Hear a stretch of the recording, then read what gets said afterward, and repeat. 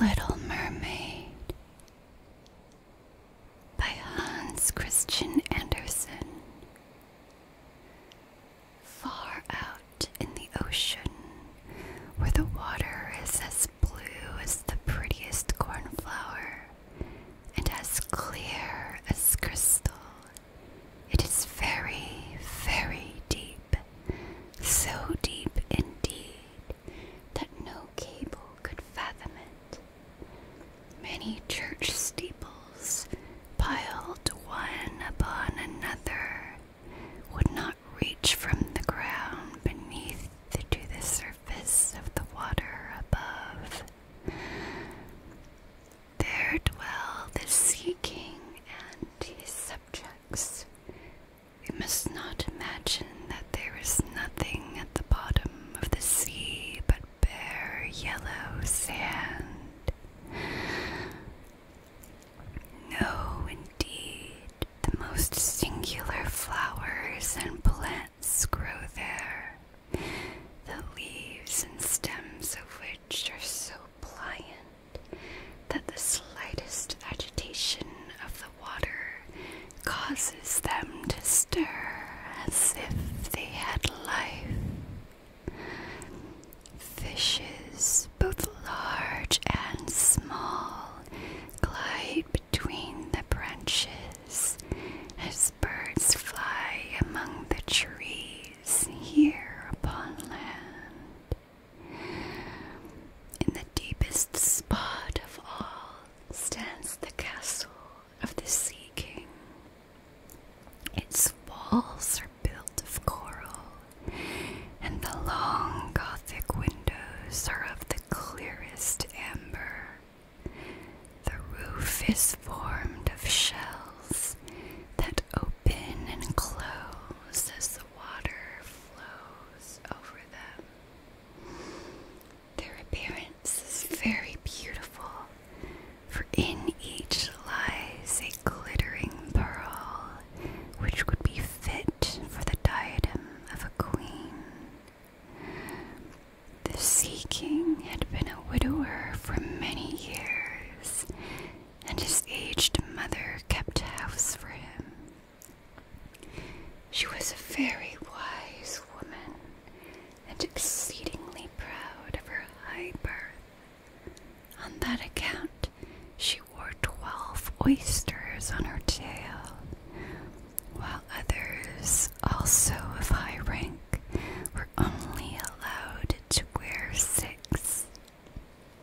She was, however, very deserving of great praise, especially for her care of the little sea princesses, her granddaughters. They were 6 beautiful children, but the youngest was the prettiest of them all.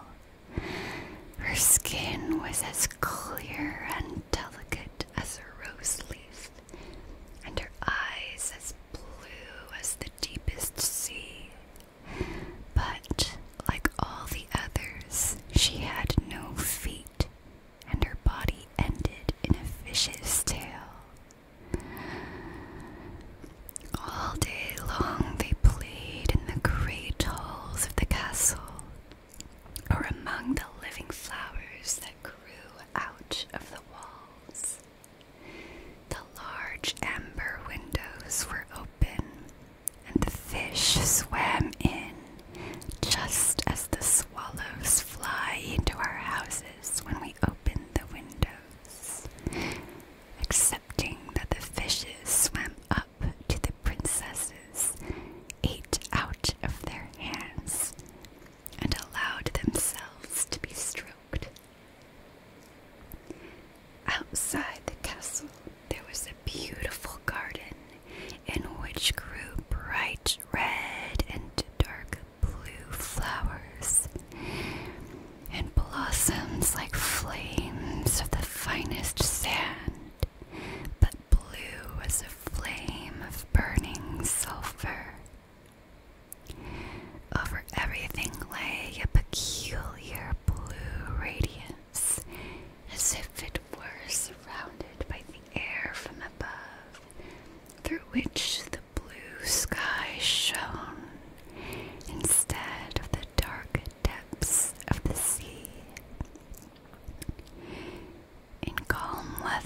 sun could be seen looking like a purple flower, with the light streaming from the calyx. Each of the young princesses had a little plot of ground in the garden, where she might dig up and plant as she pleased. One mermaid arranged her flower bed into the form of a whale. Another thought it better to make hers like the figure of a little mermaid. But that of the youngest was round like the sun, and contained flowers as red as his rays at sunset. She was a strange child, quiet and thoughtful, and while her sisters would be delighted with the wonderful things which they obtained from the wrecks of vessels, she cared for nothing but her pretty red flowers like the sun, excepting a beautiful marble statue. It was the representation of a handsome boy, carved out of pure white stone, which had fallen to the bottom of the sea from a wreck. She planted by the statue a rose-colored weeping willow. It grew splendidly, and very soon hung its fresh branches over the statue, almost down to the blue sands. The shadow had a violet tint, and waved to and fro like the branches. It seemed as though the crown of the tree and root were at play, and trying to kiss each other. Nothing gave her so much pleasure as to hear about the world above the sea. She made her old grandmother tell her all she knew of the ships and of the towns, and the people and the animals. To her it seemed most wonderful and beautiful to hear that the flowers of the land should have fragrance, and not those below the sea. That the trees of the forest should be green, and that the fishes among the trees could sing so sweetly that it was quite a pleasure to hear them. Her grandmother called the little birds fishes, or she would have not understood her, for she had never seen birds. When you have reached your 15th year, said the grandmother, you will have permission to rise up out of the sea, to sit on the rocks in the moonlight, while the great ships are sailing by, and then you'll see both forests and towns. In the following year, one of the sisters would be 15, but as each was a year younger than the other, the youngest would have to wait 5 years before her turn came to rise up from the bottom of the ocean and see the earth as we do. However, each promised to tell the others what she saw on her first visit, and what she thought the most beautiful, for their grandmother could not tell them enough. There were so many things on which they wanted information. None of them longed so much for her turn to come as the youngest, she who had the longest time to wait, and who was so quiet and thoughtful. Many nights she stood by the open window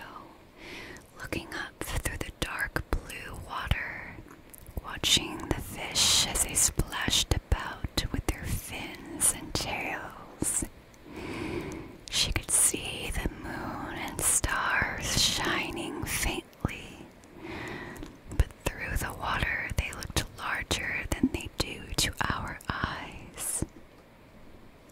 When something like a black cloud passed between her and them, she knew that it was either a whale swimming over her head or a ship full of human beings who never imagined that a pretty little mermaid was standing beneath them, holding out her white hands towards the keel of their ship. As soon as the eldest was 15, she was allowed to rise to the surface of the ocean. When she came back, she had hundreds of things to talk about, but the most beautiful, she said, was to lie in the moonlight on a sandbank in the quiet sea near the coast, and to gaze on a large town nearby where the lights were twinkling like hundreds of stars, to listen to the sounds of the music, the noise of carriages, and the voices of human beings, and then to hear the merry bells peal out from the church steeples. And because she could not go near to all those wonderful things, she longed for them more than ever. Oh, did not the youngest sister listen eagerly to all these descriptions?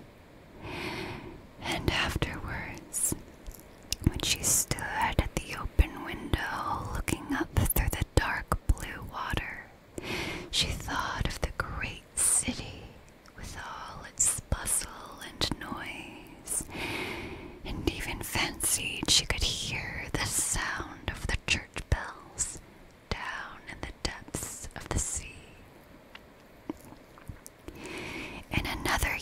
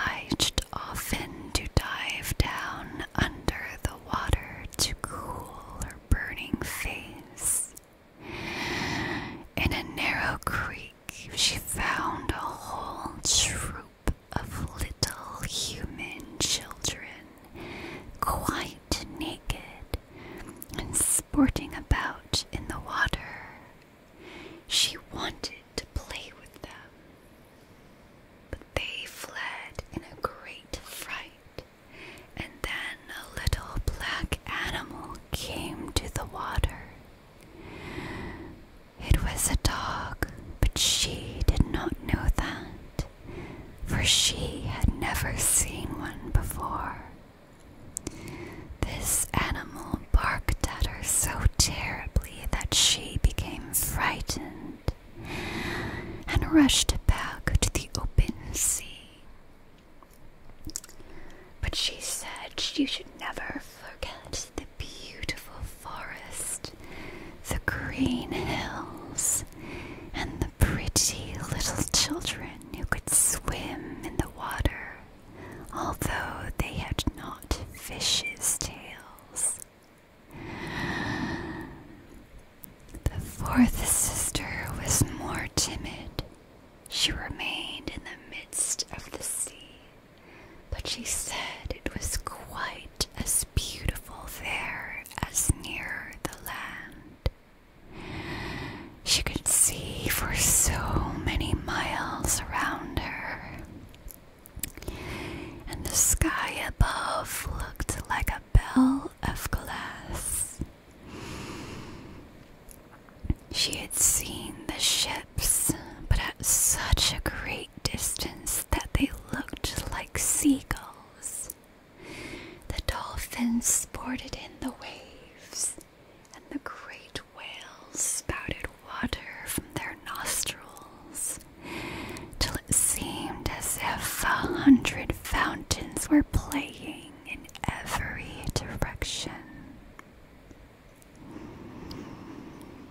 The fifth sister's birthday occurred in the winter, so when her turn came, she saw what the others had not seen the first time they went up. The sea looked quite green, and large icebergs were floating about, each like a pearl, she said, but larger and loftier than the churches built by men. They were of the most singular shapes, and glittered like diamonds. She had seated herself upon one of the largest, and let the wind play with her long hair, and she remarked that all the ships sailed by rapidly, and steered as far away as they could from the iceberg, as if they were afraid of it. Towards evening, as the sun went down, dark clouds covered the sky. The thunder rolled, and the lightning flashed, and the red light glowed on the icebergs as they rocked and tossed on the heaving sea. On all the ships, the sails were reefed with fear and trembling, while she sat calmly on the floating iceberg, watching the blue lightning as it darted its forked flashes into the sea. When first the sisters had permission to rise to the surface, they were each delighted with the new and beautiful sights they saw. But now, as grown-up girls, they could go when they pleased, and they had become indifferent about it. They wished themselves back again in the water, and after a month passed, they said it was much more beautiful down below, and pleasanter to be at home.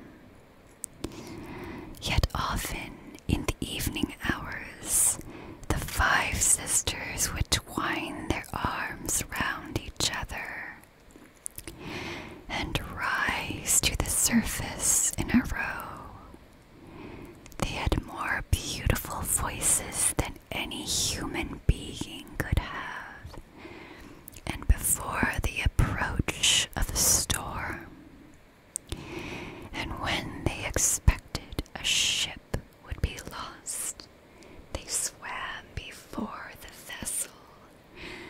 and sang sweetly of the delights to be found in the depths of the sea, and begging the sailors not to fear if they sank to the bottom. But the sailors could not understand the song. They took it for the howling of the storm. And these things were never to be beautiful for them, for if the ship sank, the men were drowned, and their dead bodies alone reached the palace of the Sea King. When the sisters rose arm in arm through the water in this way, their youngest sister would stand quite alone, looking after them, ready to cry, only that the mermaids have no tears, and therefore they suffer more. "Oh, were I but 15 years old," said she, "I know that I shall love the world up there, and all the people who live in it." At last she reached her 15th year. "Well now, you are grown up," said the dowager, her grandmother, "so you must let me adorn you like your other sisters." She placed a wreath of white lilies in her hair, and every flower leaf was half a pearl. Then the old lady ordered 8 great oysters to attach themselves to the tail of the princess to show her high rank. "But they hurt me so," said the little mermaid. "Pride must suffer pain," said the old lady. Oh, how gladly she would have shaken off all this grandeur and laid aside the heavy wreath. The red flowers in her own garden would have suited her much better, but she could not help herself. So she said, "Farewell," and rose as lightly as a bubble to the surface of the water. The sun had just set as she raised her head above the waves, but the clouds were tinted with crimson and gold, and through the glimmering twilight beamed the evening star in all its beauty. The sea was calm and the air mild and fresh. A large ship with 3 masts lay becalmed on the water, with only 1 sail set, for not a breeze stiffed, and the sailors sat idle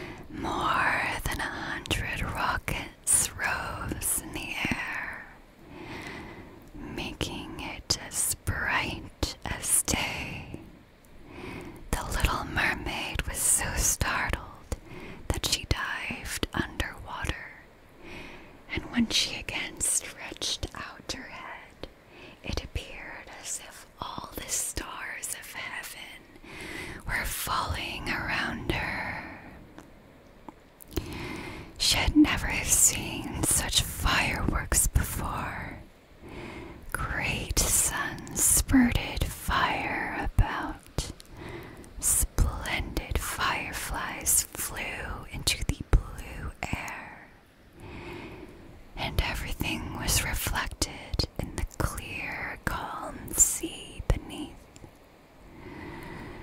The ship itself is so brightly illuminated that all the people, and even the smallest rope, could be distinctly and plainly seen.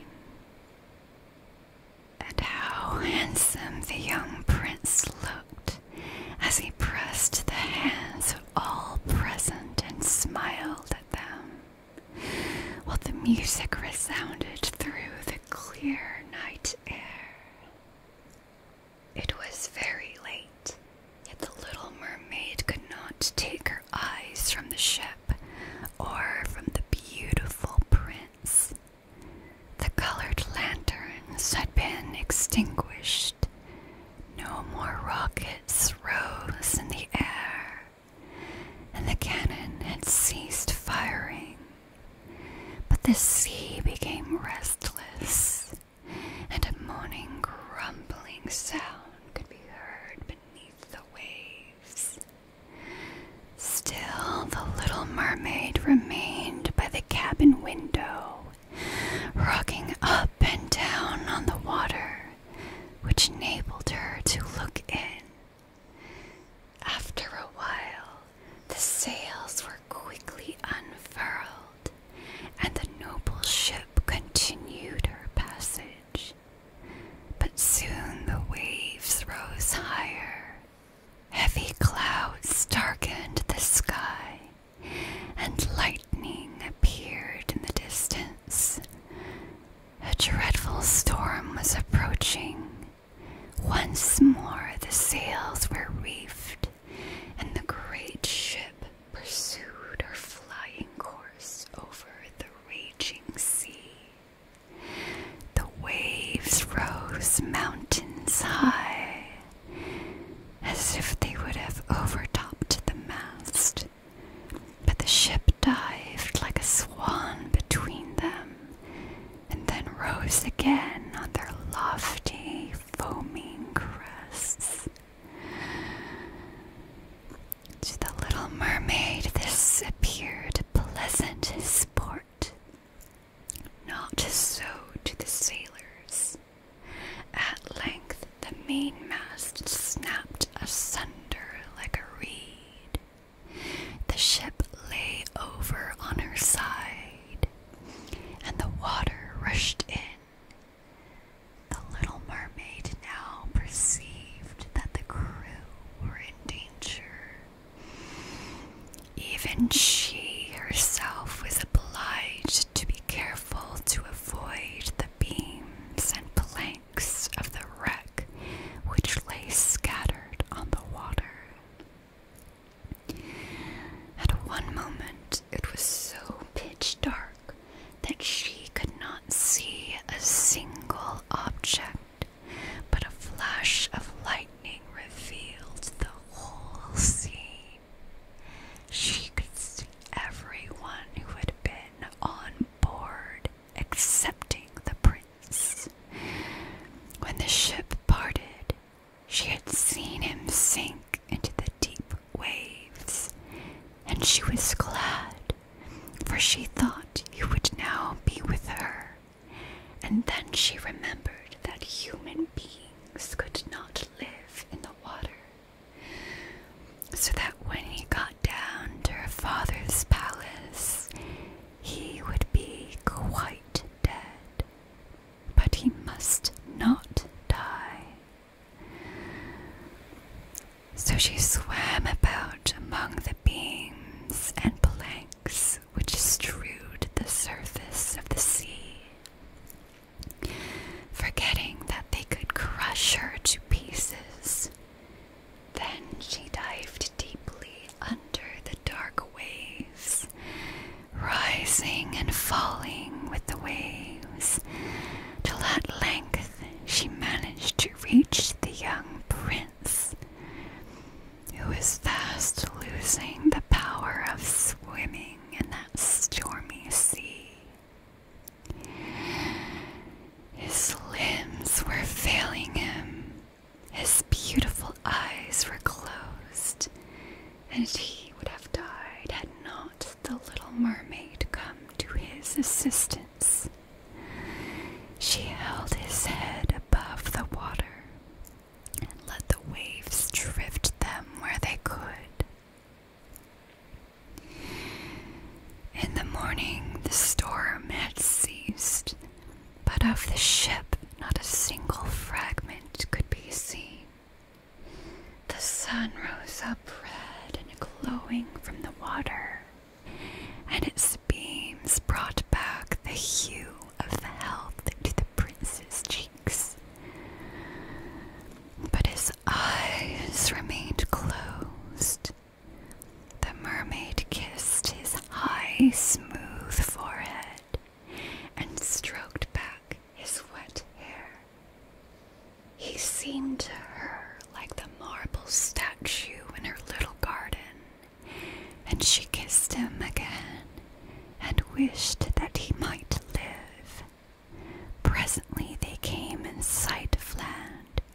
She saw lofty blue mountains on which the white snow rested, as if a flock of swans were lying upon them. Near the coast were beautiful green forests, and close by stood a large building. Whether a church or a convent, she could not tell. Orange and citron trees grew in the garden, and before the door stood lofty palms.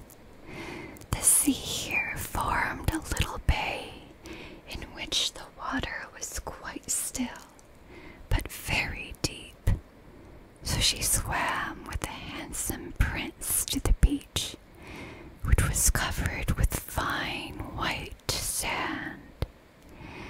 And there she laid him in the warm sunshine, taking care to raise his head higher than his body.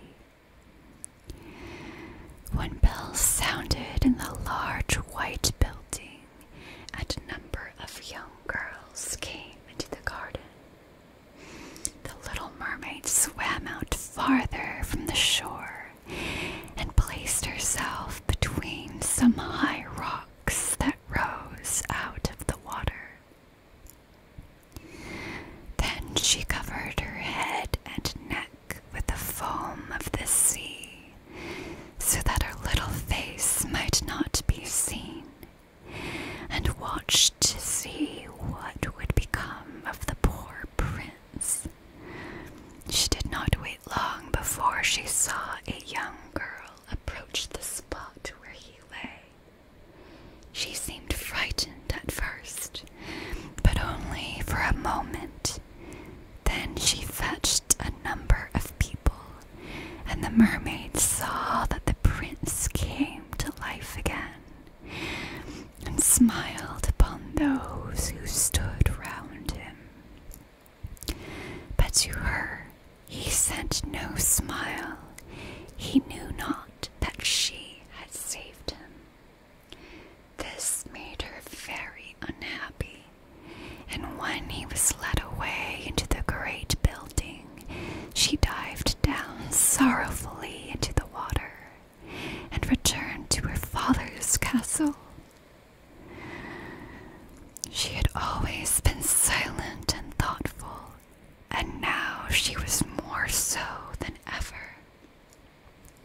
Her sisters asked her what she had seen during her first visit to the surface of the water, but she would tell them nothing. Many an evening and morning did she rise to the place where she had left the prince. She saw the fruits in the garden ripen till they were gathered. The snow on the tops of the mountains melt away. But she never saw the prince, and therefore she returned home, always more sorrowful than before. It was her only comfort to sit in her own little garden and fling her arm round the beautiful marble statue, which was like the prince, but she gave up tending her flowers, and they grew in wild confusion over the paths, twining their long leaves and stems round the branches of the trees, so that the whole place became dark and gloomy. At length she could bear it no longer, and told one of her sisters all about it. Then the others heard the secret, and very soon it became known to two mermaids, whose intimate friend happened to know who the prince was. She had also seen the festival on board ship, and told them where the prince came from, and where his palace stood. "Come, little sister," said the other princesses. Then they entwined their arms and rose up in a long row to the surface of the water, close by the spot where they knew the prince's palace stood.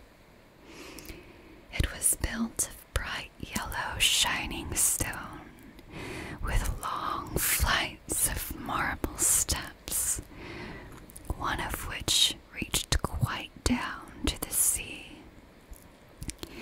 Splendid gilded cupolas rose over the roof, and between the pillars that surrounded the whole building stood lifelike statues of marble. Through the clear crystal of the lofty windows could be seen noble rooms, with costly silk curtains and hangings of tapestry, while the walls were covered with beautiful paintings which were a pleasure to look at.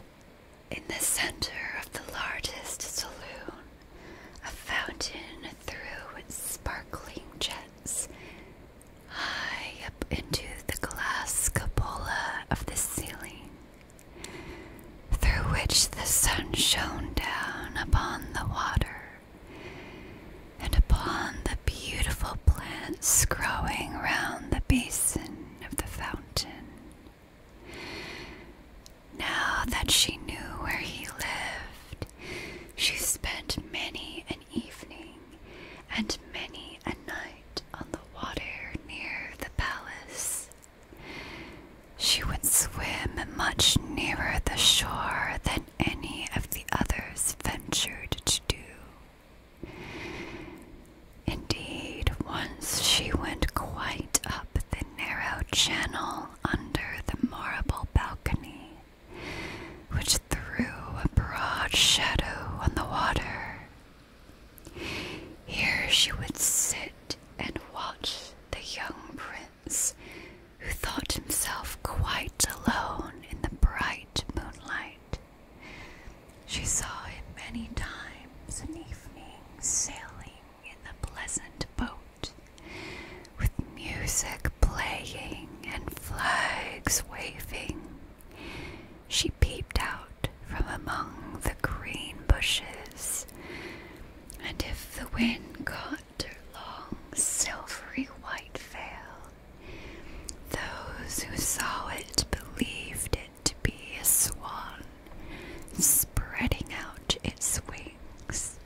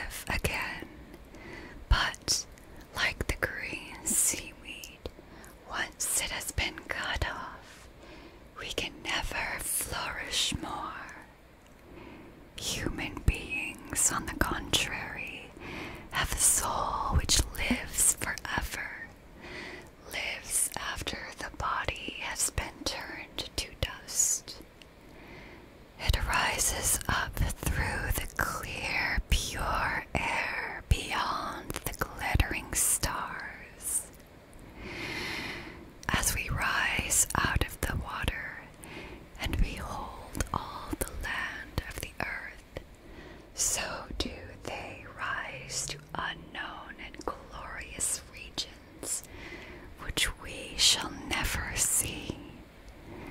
Why have we not an immortal soul? Asked the little mermaid mournfully. I would gladly give all the hundreds of years that I have to live to be a human being for only one day, and to have the hope of knowing the happiness of that glorious world above the stars. You must not think of that, said the old woman. We feel ourselves to be much happier and much better off than human beings.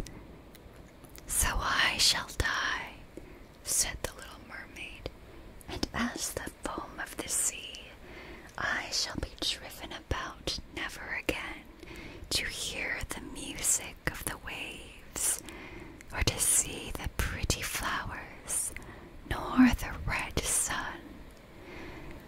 Is there anything I can do to win an immortal soul?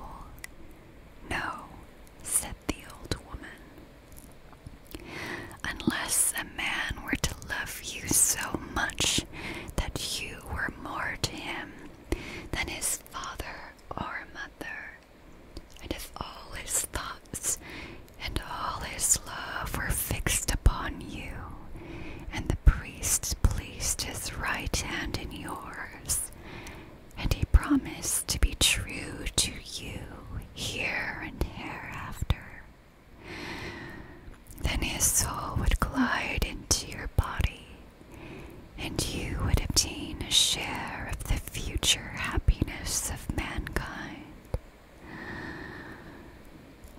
He would give a soul to you and retain his own as well.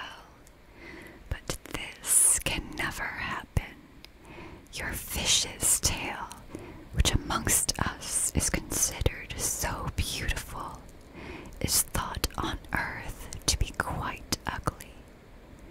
They do not know any better, and they think it necessary to have two stout props, which they call legs, in order to be handsome. Then the little mermaid sighed and looked sorrowfully at her fish's tail. Let us be happy, said the old lady, and dart and spring about during the 300 years that we have to live, which is really quite long enough. After that, we can rest ourselves all the better. This evening we are going to have a court ball. It is one of those splendid sights which we can never see on earth. The walls and the ceiling of the large ballroom were of thick but transparent crystal. Hundreds of colossal shells, some of a deep red, others of a grass green, stood on each side in rows with blue fire in them, which lighted up the whole saloon and shone through the walls, so that the sea was also illuminated. Innumerable fishes, great and small, swam past the crystal walls. On some of them the scales glowed with a purple brilliancy, and on others they shone like silver and gold. Through the halls flowed a broad stream, and in it danced the mermen and the mermaids to the music of their own sweet singing. No one on earth has such a lovely voice as theirs. The little mermaid sang more sweetly than them all.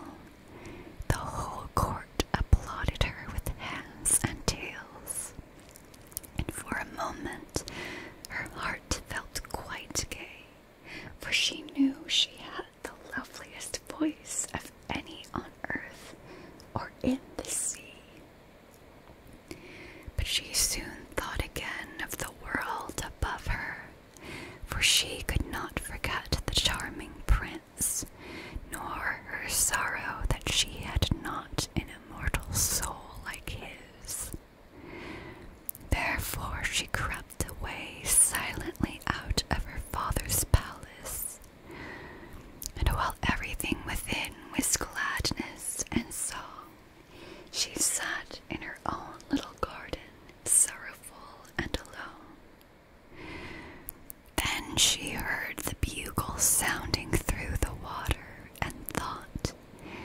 He is certainly sailing above, he on whom my wishes depend, and in whose hands I should like to place the happiness of my life. I will venture all for him, and to win an immortal soul, while my sisters are dancing in my father's palace, I will go to the sea witch, of whom I have always been so much afraid, but she can give me counsel and help. And then the little mermaid went out from her garden, and took the road to the foaming whirlpools, behind which the sorceress lived. She had never been that way before. Neither flowers nor grass grew there. Nothing but bare, gray, sandy ground stretched out to the whirlpool, where the water, like foaming mill wheels, whirled around everything that it seized and cast into the fathomless deep. Through the midst of these crushing whirlpools, the little mermaid was obliged to pass, to reach the dominions of the sea witch, and also for a long distance the only road lay right across a quantity of warm bubbling mire, called by the witch her turf moor. Beyond this stood her house, in the center of a strange forest, in which all the trees and flowers were polypi, half animals and half plants. They looked like serpents with 100 heads growing out of the ground. The branches were long, slimy arms, with fingers like flexible worms, moving limb after limb from the root to the top. All that could be reached in the sea they seized upon and held fast, so that it never escaped from their clutches. The little mermaid was so alarmed at what she saw that she stood still, and her heart beat with fear, and she was very nearly turning back, but she thought of the prince and of the human soul for which she longed, and her courage returned. She fastened her long flowing hair round her head, so that the polypi might not seize hold of it. She laid her hands together across her bosom, and then she darted forward as a fish shoots through the water, between the supple arms and fingers of the ugly polypi, which were stretched out on each side of her. She saw that each held in its grasp something it had seized with its numerous little arms, as if they were iron bands. The white skeletons of human beings who had perished at sea and had sunk down into the deep waters. Skeletons of land animals, oars, rudders, and chests of ships were lying tightly grasped by their clinging arms. Even a little mermaid, whom they had caught and strangled, and this seemed the most shocking of all to the little princess.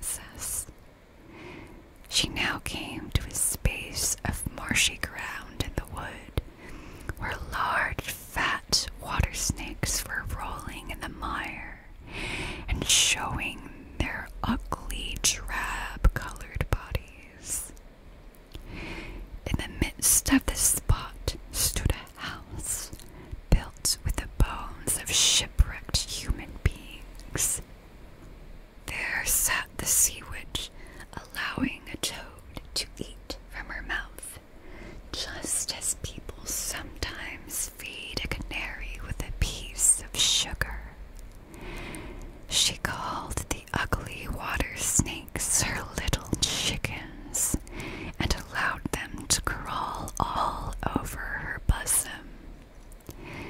"I know what you want," said the sea witch. "It is very stupid of you, but you shall have your way, and it will bring you to sorrow, my pretty princess. You want to get rid of your fish's tail, and you have two supports instead of it, like human beings on earth, so that the young prince may fall in love with you, and that you may have an immortal soul."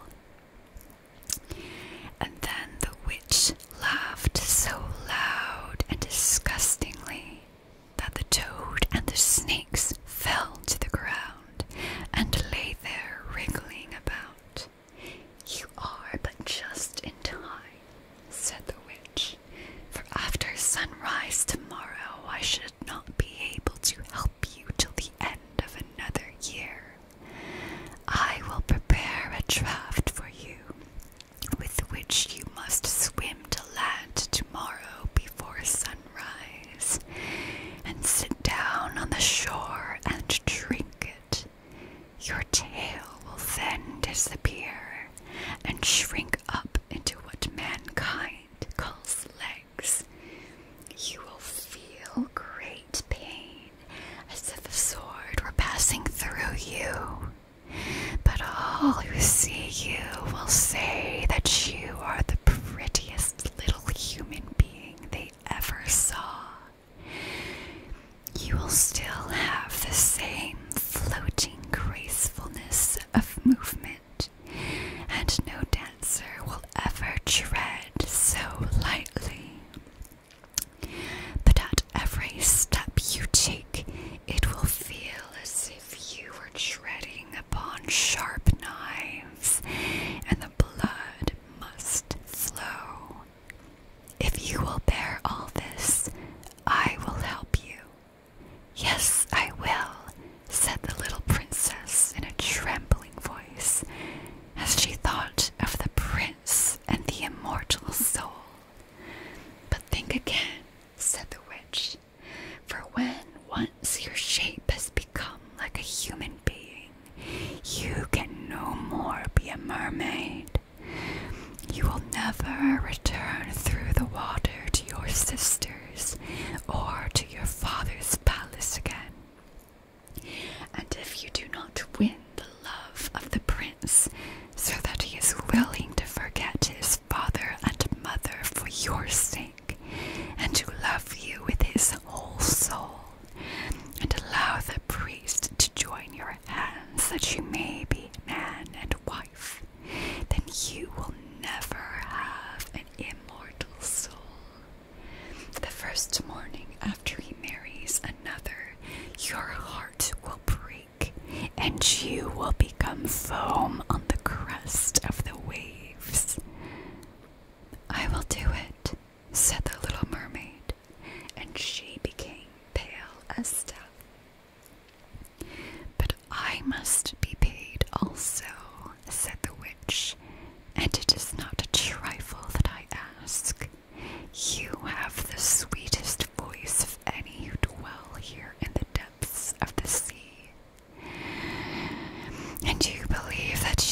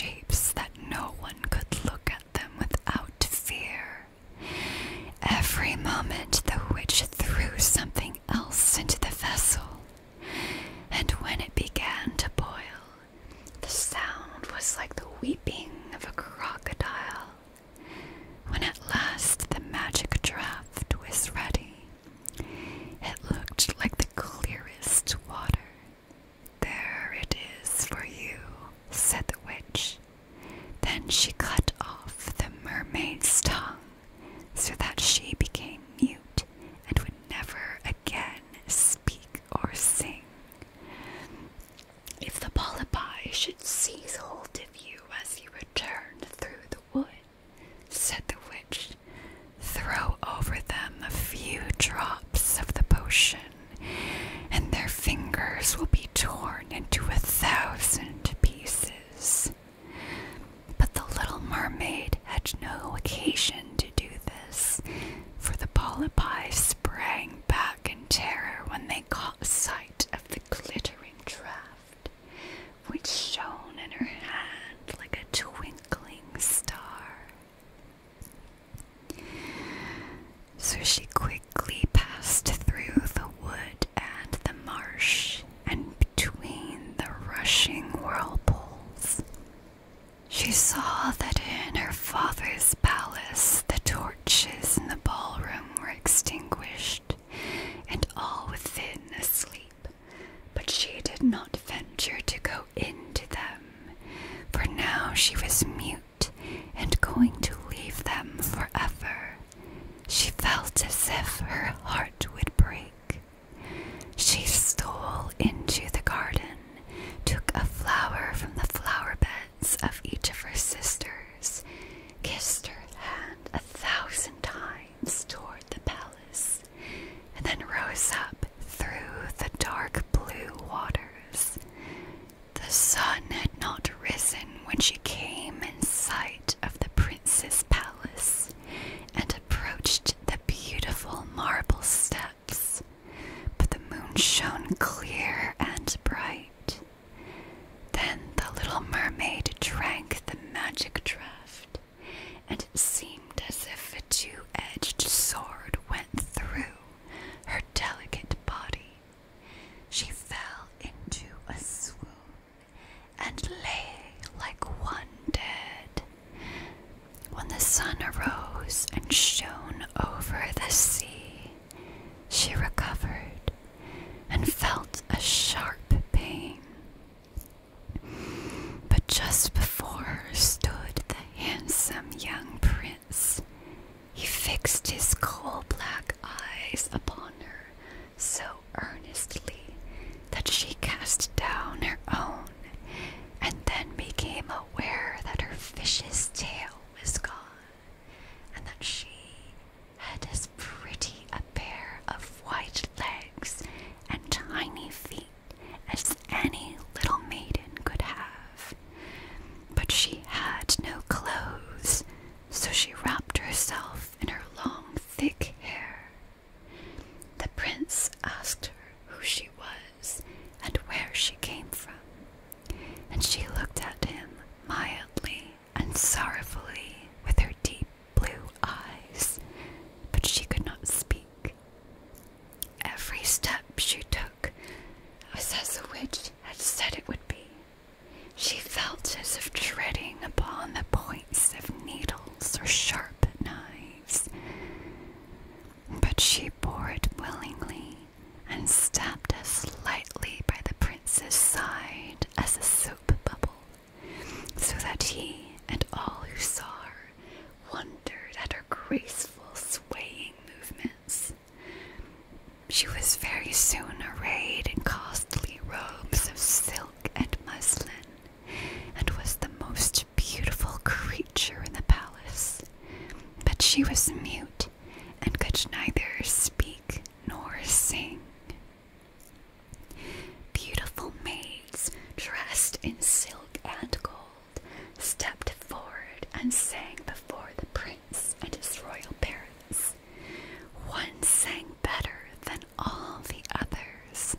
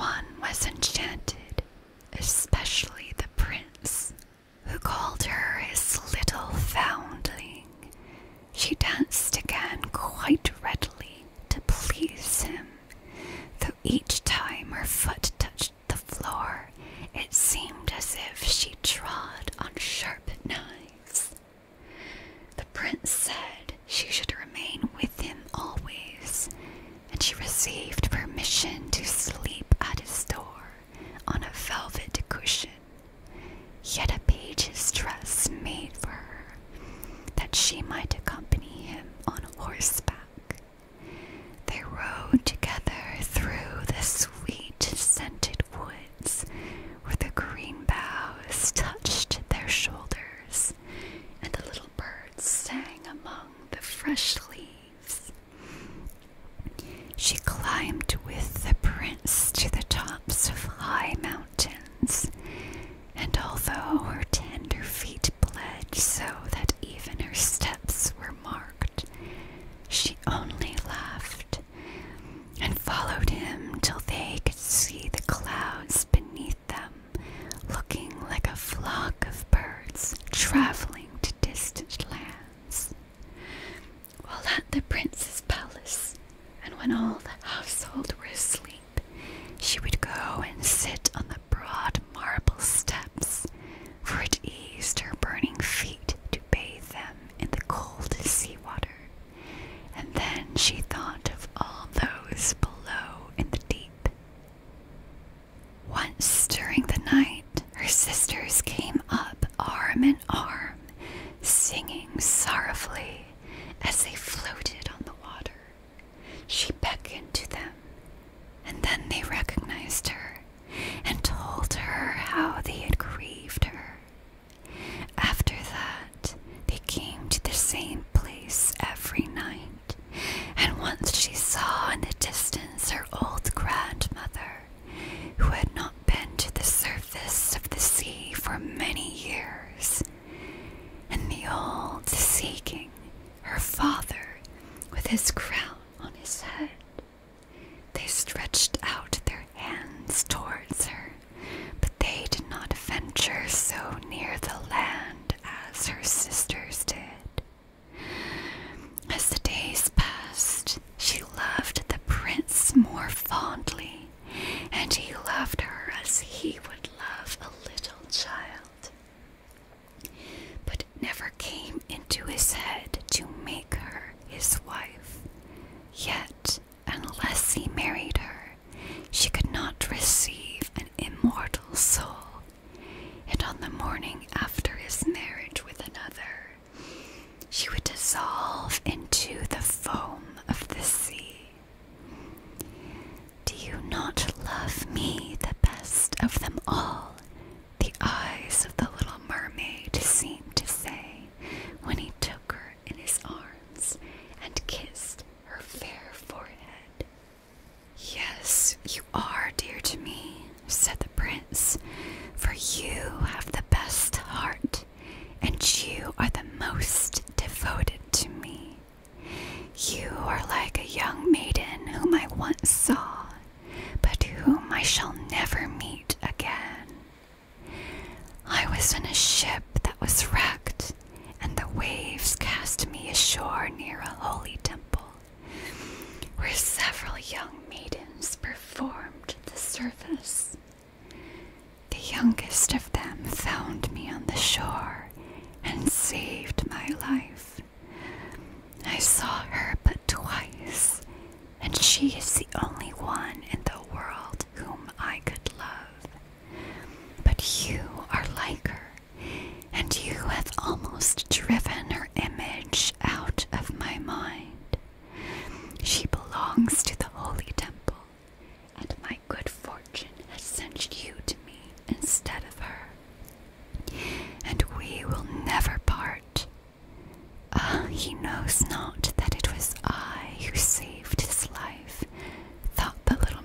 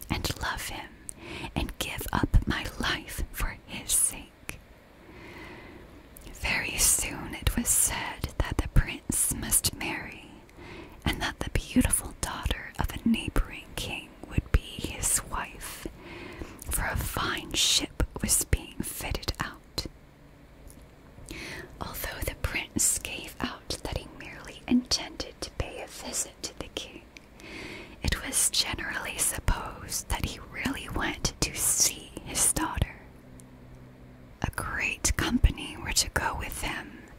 The little mermaid smiled and shook her head.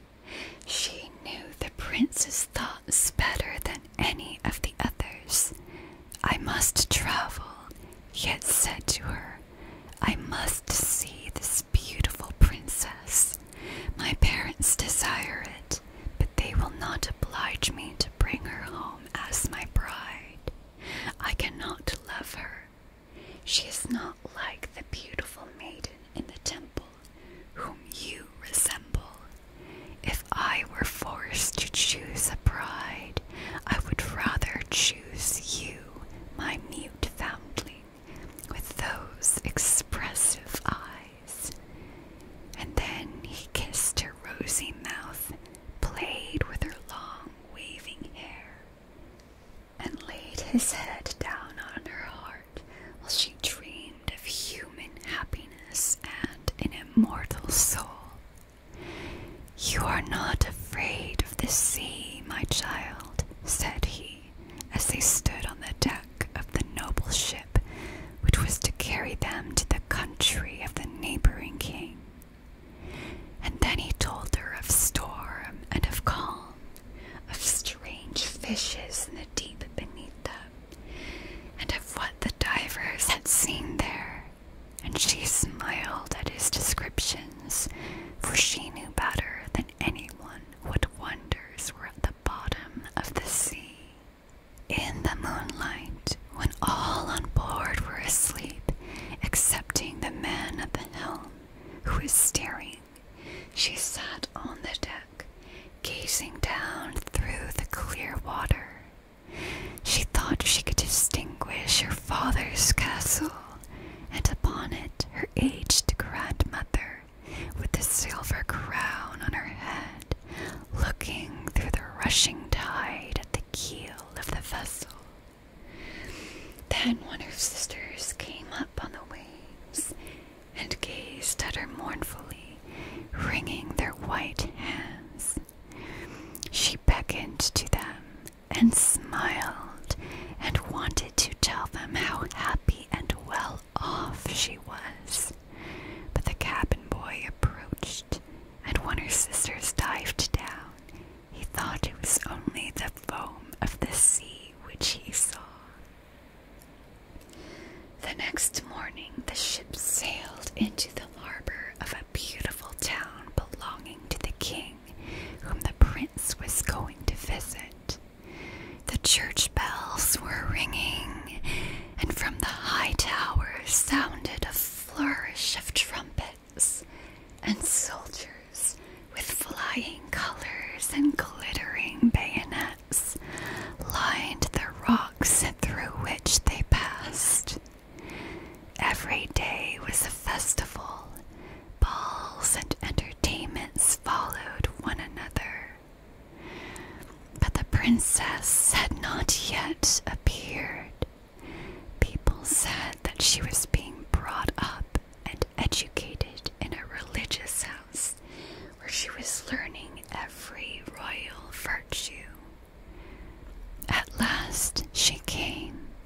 Then the little mermaid, who was very anxious to see whether she really was beautiful, was obliged to acknowledge that she had never seen a more perfect vision of beauty.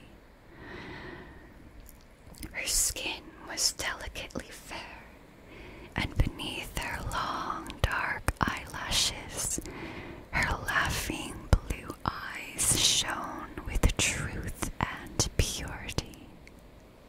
It was you, said the prince, who saved my life when I lay dead on the beach. And he folded his blushing bride into his arms. Oh, I am too happy, he said to the little mermaid. My fondest hopes are all fulfilled. You will rejoice at my happiness, for your devotion to me is great and sincere. The little mermaid kissed his hand and felt as if her heart were already broken. His wedding morning burning would bring death to her, and she would change into the foam of the sea. All the church bells rung, and the heralds rose about town, proclaiming their betrothal. Perfumed oil was burning in costly silver lamps on every altar. The priests waved the censers, while the bride and bridegroom joined their hands and received the blessing of the bishop. The Little Mermaid, dressed in silk and gold, held up the bride's train, but her ears heard nothing of the festive music, and her eyes saw not the holy ceremony. She thought of the night of death which was coming to her, and of all she had lost in the world. On the same evening, the bride and bridegroom went on board ship. Cannons were roaring, flags waving, and in the center of the ship a costly tent of purple and gold had been erected. It contained elegant couches for the reception of the bridal pair during the night. The ship, with swelling sails and a favorable wind, glided away smoothly and lightly over the calm sea. When it grew dark, a number of colored lamps were lit, and the sailors danced merrily on the deck. The Little Mermaid could not help thinking of her first rising out of the sea, when she had seen similar festivities and joys, and she joined in the dance, poised herself in the air as a swallow when he pursues his prey, and all present cheered her with wonder. She had never danced so elegantly before. Her tender feet felt as if cut with sharp knives, but she cared not for it. A sharper pang had pierced through her heart. She knew that this was the last evening she should ever see the prince for whom she had forsaken her kindred and her home. She had given up her beautiful voice and suffered unheard of pain daily for him, while he knew nothing of it. This was the last evening that she would breathe the same air with him, or gaze on the starry sky and the deep sea. An eternal night without a thought or a dream awaited her. She had no soul, and now she could never win one. All was joy and gaiety on board ship till long after midnight. She laughed and danced with the rest, while the thoughts of death were in her heart. The prince kissed his beautiful bride, while she played with his raven hair, till they went arm in arm to rest in the splendid tent. Then all became still on board the ship. The helmsman, alone awake, stood at the helm.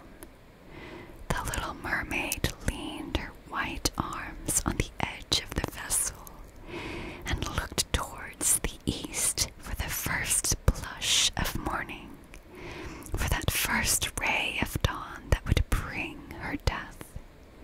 She saw her sisters rising out of the flood.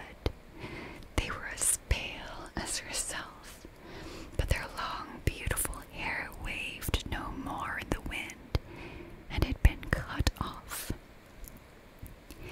"We have given our hair to the witch," said they, "to obtain help for you, that you may not die tonight.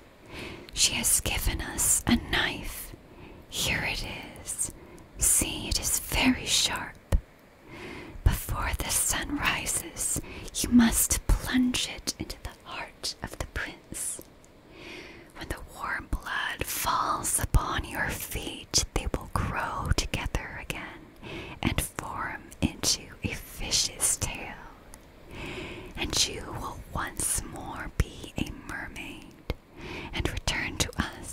to live out your 300 years before you die and change into the salt sea foam. Haste then, he or you must die before sunrise. Our old grandmother moans so for you, that her white hair is falling off from sorrow, as ours fell under the witch's scissors. Kill the prince and come back. Hasten, do you not see the first red streaks in the sky? In a few minutes the sun will rise, and you must die. And then they sighed deeply and mournfully, and sank down beneath the waves. The little mermaid drew back the crimson curtain of the tent, and beheld the fair bride with her head resting on the prince's breast. She bent down and kissed his fair brow, then looked at the sky, on which the rosy dawn grew brighter and brighter. Then she glanced at the sharp knife, and again fixed her eyes on the prince, who whispered the name of his bride in his dreams. She was in his thoughts, and the knife trembled in the hand of the little mermaid. Then she flung it far away from her into the waves. The water turned red where it fell, and the drops that spurted up looked like blood. She cast one more lingering, half-fainting glance at the prince,